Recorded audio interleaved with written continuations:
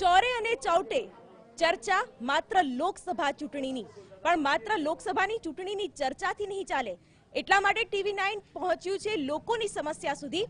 પાદરાના ડભાસાના સ્થાનિકો શું કહે છે તેમના સમસ્યા વિશે, આ સાથે તેઓનો મિજાજ શું છે લોકસભાની ચૂંટણીને લઈને તે જાણવાનો પ્રયાસ કરીએ. મહિલાઓથી શરૂઆત કરીએ. બેન, તમારું નામ આપજો, સાથે કહેજો કે ડભાસા ગામમાં જે વિકાસ થયો છે તેનાથી તમે સંતુષ્ટ છો, હજુ શું ઈચ્છી રહ્યા છો? હજુ તો અમારા ગામમાં આરો મૂકવાનો છે, સરપંચને કહેવાનું છે, એટલે લોકો છે ને કારબાદ ભરી લાવવા, એટલે આ એ પ્રોબ્લેમ છે. તેમાં સરપંચ તૈયારીઓ કરી છે, પણ થોડો ગામ લોકોનો સહારો થશે એટલે અમારા સરપંચ આગળ દોટ મારશે. આપ શું કહો છો? નિરાકરણ તો જે નથી પીતા એ નથી પીતા, પીવા એ પીવા, અડધાને નથી ગમતું પીવાનું. એટલે ગામમાં પાણીના સ્ત્રોત હોવા છતાં પણ ગામમાં પીવા લાયક પાણી નથી. આપનું શું માનવું છે? પીવા લાયક પાણી તો છે જ, પણ આરોની જે જરૂરિયાત છે, ગામ મોટું છે એટલે આરોનું પ્લાનિંગ થઈ રહ્યું છે. પ્રશ્ન ક્યાં અટકી રહ્યો છે? આરોનું બજેટ પંચાયત પાસે નથી અત્યારે.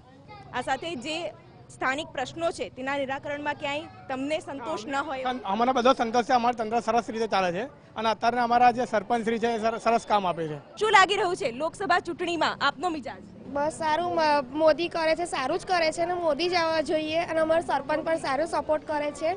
અને બીજું કે જે અમારી વાડી નથી ગામમાં, તો વાડી બની જાય તો સારામાં સારું. એમ તો ગામમાં મેરેજ માટે વાડી નથી, તો ખેતરમાં દૂર દૂર જમવા જવું પડે મેરેજ હોય તો. એટલે કોમ્યુનિટી હોલ એક સ્થાનિક પ્રશ્ન છે અને તેની માંગ અત્યારે ઉઠી રહી છે. આ સાથે રોજગારલક્ષી જે સમસ્યા છે તે કઈ રીતે રાજ્યના સ્તરે સાથે સાથે રાષ્ટ્રીય સ્તરે હલ થઈ છે તેના વિશે પણ અભિપ્રાય લઈએ. આપ શું કહો છો?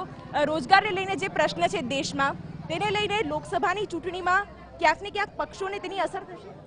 પક્ષોને મોદી જ બેસ્ટ છે, જે મેડ ઇન ઇન્ડિયા બધું લઈ આવે છે એ સારું છે યુવાનો માટે. વડીલો શું કહે છે? કારણ કે તેઓએ અનેક ચૂંટણી જોઈ હોય છે અને અનેક રીતે તેઓને અનુભવ પણ હોય છે આ ચૂંટણીનો, રાજકીય પક્ષોનો. શું લાગી રહ્યો છે? દેશનો શું મિજાજ છે? દેશનો મિજાજ સારો છે, પણ અહીંયા અમારા ગામડામાં સારું નથી. બધું પ્રગતિ ગામડાની નથી, શહેરોની છે. ગામડામાં ગંદકી હજુ દૂર નથી થઈ, તલાવ સાફ નહીં થતા, એ બધી પાણીનો પ્રશ્ન છે. વડોદરાથી બરાબર અડેલું ડભાસા ગામ, પણ ત્યાં ક્યાંક ને ક્યાંક હજુ પણ લોકોમાં અસંતોષ છે. આપનું શું કહેવું છે? મારું તો એવું કહેવું છે કે બીજેપીએ સારો વિકાસ કરેલો છે અને એમની બધી યોજનાઓ બી સારી છે, પણ થોડું ગામમાં બી વિકાસ કરે તો સારું, થોડું મહિલાઓ માટે બી કરે તો સારું, કેમ કે ગામડાઓમાં તો કશું મળતું નથી. બિલકુલ. લોકસભાની ચૂંટણી આવે ત્યારે સાંસદો વિશે પણ એક રિપોર્ટ કાર્ડ તૈયાર કરવામાં આવતું હોય છે. શું કહો છો? અહીંના જે સાંસદ છે તે કેટલી વાર આ ગામની મુલાકાતે આવ્યા અને તેમની કામગીરી કેવી રહી? તેમની કામગીરી એકદમ ચોક્કસની છે, પણ બને ત્યાં સુધી ગામના બજેટમાં પાસ થાય ત્યાં સુધીનો સપોર્ટ કરે તો બહુ સારું રહેશે. ક્યાં અટકે છે આ બધા પ્રશ્નો? ક્યાં બજેટ નથી પાસ થતું? શું તમને લાગી રહ્યું? ગામના વિકાસ માટે જે બજેટ આવે છે મેડમ, એમાં ગામમાં તો એવું છે અત્યારે કે ગામ માટે લિમિટેડ ગ્રાન્ટો છે. જે શહેરી વિકાસ માટે ગ્રાન્ટ હોવી જોઈએ એની સામે ગામડાના બજેટની અંદર મિનિમમ બજેટની ગ્રાન્ટ છે. શિક્ષણનું કેવું સ્તર છે? શું શિક્ષકો નિયમિતપણે બાળકોને ભણાવે છે નહીં તેના વિશે પણ જાણવાનો પ્રયાસ કરીએ. શિક્ષક માટે તો પહેલામાં પહેલું જે સ્કૂલ છે એની અંદર CCTV કેમેરા લગાડવાની જરૂર છે. બીજા નંબરમાં જે કોમ્પ્યુટરનો પ્રોજેક્ટ છે તે અત્યારે કોઈ સ્કૂલમાં કોમ્પ્યુટર નથી. એના માટે મારી દરખાસ્ત છે કે કોમ્પ્યુટર બને ત્યાં સુધી બજેટ પાસ થાય. બાળકોને લઈને પણ અત્યારે એક સમસ્યા છે આ રસ્તાને લઈને, કારણ કે બાળકો જ્યારે શાળામાંથી પરત આવતા હોય છે ત્યારે માનવ સાંકળ બનાવીને તેમને રસ્તો ઓળંગવામાં આવે છે. શું કહેશો તેના વિશે? તેના વિશે તો શું કહેવાનું, બાળકોને આ કોઈ સ્કૂટરવાળા, ગાડીવાળા, શિક્ષણવાળા શિક્ષકોને પણ થોડી કાળજી લેવી જોઈએ. અને આ છોકરાઓને તકલીફ બહુ પડે છે રોડ ઉપર જવાની, હાઈસ્કૂલથી ગામમાં આવવાની, એવું અઘરું પડે છે ને. આ છોકરાઓને ખાનગી સ્કૂલો બધી બનાવી છે ને એમાં પણ તકલીફ પડે છે, એટલે અમારા ગામમાં ખાનગી સ્કૂલ બનાવો એક. બિલકુલ.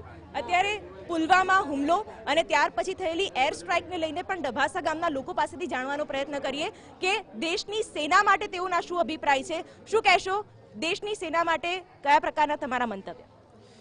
દેશની સેનાએ તો બહુ સરસ કામ કર્યા છે. મોદી સરકારમાં મોદી સાહેબે જે છૂટછાટ આપી અને જે સૈનિકોએ કામ કર્યું એના બહુ જ લોકો માન અને ક્રેડિટ આપી છે, એ બહુ ખૂબ સરસ આપી છે. ભારત માતા કી. એટલે ક્યાંક ને ક્યાંક દેશની સેના પર રાજનીતિ ન થવી જોઈએ તેવો સવાલ તો ઉઠી જ રહ્યો છે, પરંતુ વડાપ્રધાન નરેન્દ્ર મોદીના શાસનમાં દેશની સેનાએ જે કામગીરી કરી છે તેને ડભાસાના સ્થાનિકો તેની સરાહના કરી રહ્યા છે। આ સાથે જે સ્થાનિક પ્રશ્નો છે, રાષ્ટ્રીય મુદ્દાઓની સામે તે ઠેરના ઠેર જ છે, ત્યારે ચૂંટણીમાં આ મતદારોનો મિજાજ જ પરિણામો પર દારોમદાર રાખશે। આ સાથે જ અન્ય ગામ પર અને અન્ય ગામની સમસ્યા વિશે પણ આપને જણાવતા રહેશું। હાલ બસ આટલું જ। નમસ્કાર।